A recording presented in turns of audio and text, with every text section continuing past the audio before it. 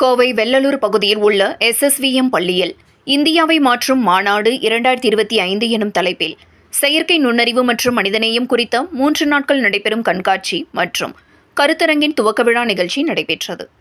செயற்கை நுண்ணறிவு மற்றும் மனிதநேயம் இணைந்து இன்றைய நவீன உலகத்தை உருவாக்குதல் எனும் தலைப்பில் கோவை வெள்ளலூர் பகுதியில் உள்ள எஸ்எஸ்விஎம் பள்ளியில் 3 நாட்கள் நடைபெறும் கருத்தரங்கின் துவக்க விழா நடைபெற்றது. இந்த கருத்தரங்க கண்காட்சியின் துவக்க நாளான முதல் நாளில் இந்தியாவை மாற்றும் மாநாடு 2025 எனும் தலைப்பில் கருத்தரங்கம் மற்றும் கண்காட்சி துவங்கப்பட்டது. எஸ்எஸ்விஎம் பள்ளியின் 4வது பதிப்பாக நடைபெறும் இந்த மாநாட்டில் புதிய கண்டுபிடிப்புகளை மாணவ மாணவியர்கள் காட்சிப்படுத்தினர்.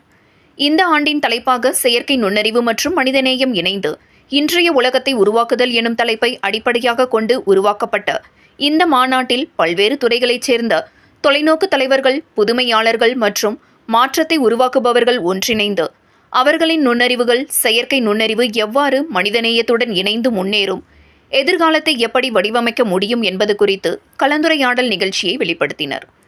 இந்த மாநாட்டினை எஸ்எஸ்விஎம் கல்வி நிறுவனங்களின் நிறுவனர் டாக்டர் மணிமேகலை மோகன் குத்துவிளக்கேற்றி துவக்கி வைத்து மாணவர்கள் மத்தியில் கூறியதாவது: இயந்திரங்கள் கணக்கிடலாம், ஆனால் மனிதநேயமே அக்கறையுடன் அதனை வழிநடத்த வேண்டும். இங்கு அளிக்கப்படும் கல்வி மாணவர்களின் சிந்தனை திறன்களை வெளிப்படுத்தி எதிர்கால பொறுப்புகளை உருவாக்க உந்துதல் வழங்கும் என நாங்கள் நம்புகிறோம் என்றார்.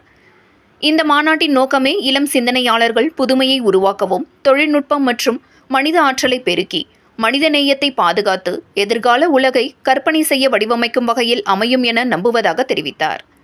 இந்த மாநாட்டில் முதன்மை உரையை ஏசியன் பெயிண்ட்ஸ் நிறுவனத்தின் இணை ஊக்குவிப்பாளர் ஜலஜ் தானி மற்றும் தமிழ் திரைப்பட இயக்குனர் லோகேஷ் கனகராஜ் உள்ளிட்ட பலர் கலந்து கொண்டு தங்களது துறைகளில் உள்ள முன்னேற்றங்கள், விஞ்ஞான வளர்ச்சிகள் குறித்து மாணவர்களுடன் கலந்துரையாடினார்கள் என்பது குறிப்பிடத்தக்கது.